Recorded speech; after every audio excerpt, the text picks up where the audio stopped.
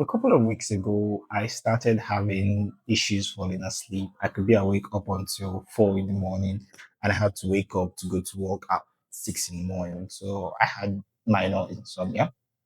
During one of these nights when I was tossing and turning, trying to fall asleep, a question popped into my head like, how long can we actually sleep? We as human actually sleep without distractions, without noise, without an alarm waking you up or you getting hungry. How long is it humanly possible for you to sleep without being declared dead?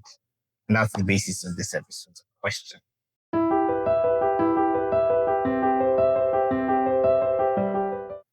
Hello, everyone. Welcome back to another episode of Questions.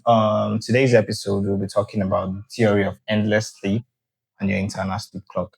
As someone who believes sleep to be a pastime, like something I actually enjoy, I always thought you could actually sleep endlessly, like to your own satisfaction. Like you can go up to 30 hours in one go as far as there are no distractions or whatever.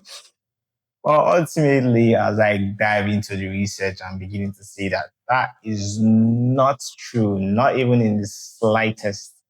Back then in school, during exam periods, I'll always be like, when I get home, I am going to sleep for 2 weeks straight. There's nothing anybody is going to tell me. But as I go back after the exams, I noticed that after about 2, 3 days of sleeping lengthy sleeps like 10 hours, 15 hours, and more, I started finding it difficult to stay asleep. Like I would wake up in the middle of the night, not being able to fall back asleep. So I started doing something else. This is what actually happens after you pay your sleep debt. Sleep debt means debt you acquired by staying awake for prolonged periods, like you've been awake for more than 24 hours and you've basically been sleep deprived. So yeah, you acquire this debt over time. And eventually, when you finally get the time to fall asleep, you see yourself sleeping for 10 hours, 15 hours maximum before you, for a couple of days, maybe 2, 3 days. And after that, it kind of levels out. You start waking up after 8 hours. You start waking up in 6 hours, in 7 hours, because it's you're like you've paid off the debt, so there's no reason, no biological reason for you to keep sleeping endlessly. It does not matter if there's no alarm, you're just going to wake up.